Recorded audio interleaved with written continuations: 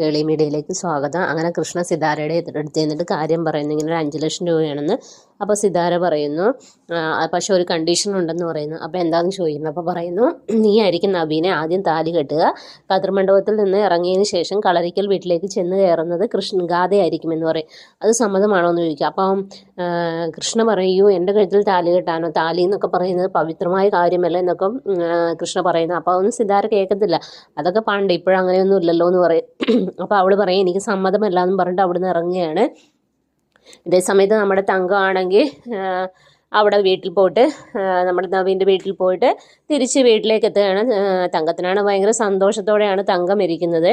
അങ്ങനെ തിരിച്ച് വീട്ടിലേക്ക് വരുന്നു. വീട്ടിലേക്ക് വരുമ്പോഴത്തേനും തങ്കം നമ്മുടെ കൃഷ്ണയോട് ഇങ്ങനെ കാര്യങ്ങളൊക്കെ പറയുന്നു. ഞാനിങ്ങനെ നിന്നെ കെട്ടാൻ പോകുന്ന ചെറുക്കൻ്റെ നവീൻ്റെ വീട്ടിൽ പോയി അവരെ കണ്ട് സംസാരിച്ചെന്നൊക്കെ പറയുന്നു.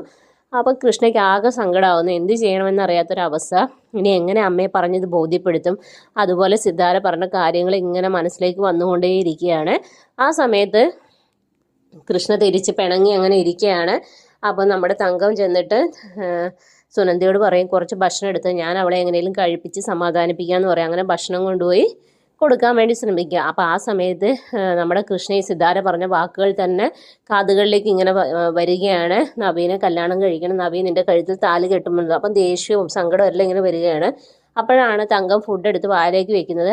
അപ്പോൾ ഇവിടെ എന്ത് ചെയ്യുക, ഫുഡ് തട്ടി മാറ്റിയിട്ട് അപ്പുറത്ത് പോയി നിന്ന് കരയും. ഇത് കണ്ട തങ്കത്തിന് ആകെ വിഷമാവും. ഇങ്ങനെ ഇരുന്ന് ആലോചിക്കുകയാണ്. തങ്കം വിചാരിക്കുന്നത് തങ്കം പോയതിലുള്ള ദേഷ്യവും സങ്കടമാണെന്ന്. ശരിക്കും അതല്ല, സിതാര പറഞ്ഞതിൻ്റെ വിഷമമാണ് നമ്മുടെ കൃഷ്ണയ്ക്ക്.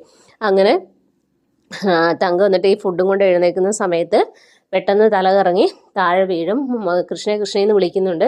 അപ്പോൾ ഈ പാത്രം വീഴുന്ന ശബ്ദം കേട്ട് തങ്കവും കൃഷ്ണയും ഓടി വരും. ഓടി വന്നിട്ട് എഴുന്നേൽപ്പിക്കുമ്പോൾ നമ്മുടെ തങ്കം കണ്ണൊന്നും തുറക്കത്തില്ല. അപ്പോൾ നമ്മുടെ സുനന്ദ പറയും, നമുക്ക് പെട്ടെന്ന് ഹോസ്പിറ്റലിലേക്ക് കൊണ്ടുപോകാമെന്ന്. അങ്ങനെ രണ്ടുപേരും കൂടെ ഹോസ്പിറ്റലിൽ എത്തിക്കുന്നു.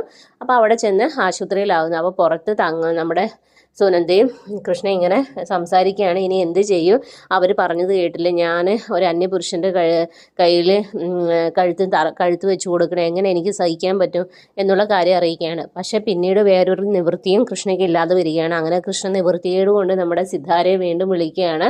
മാഡം പറയുന്നത് ഞാൻ എന്തോ അനുസരിക്കാം, എൻ്റെ അമ്മയുടെ ജീവൻ രക്ഷിക്കണം എന്ന് പറഞ്ഞ് കാല് പിടിച്ച് അപേക്ഷിക്കുകയാണ്. സിതാര അല്ലെങ്കിൽ സിമിയുടെ അടുത്ത് പറയുന്നുണ്ട് കൃഷ്ണ തിരിച്ചു വരുമെന്നുള്ളത്.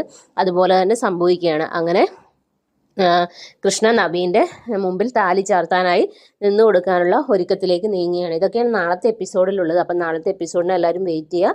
എൻ്റെ ചാനൽ ഇഷ്ടപ്പെടുവാണ് സബ്സ്ക്രൈബ് ചെയ്യുക, സപ്പോർട്ട് ചെയ്യുക. നിങ്ങളുടെ വിലയേറിയ അഭിപ്രായങ്ങൾ കമൻറ്റായി രേഖപ്പെടുത്തുക, മറ്റുള്ളവർക്ക് കൂടി ഷെയർ ചെയ്യുക.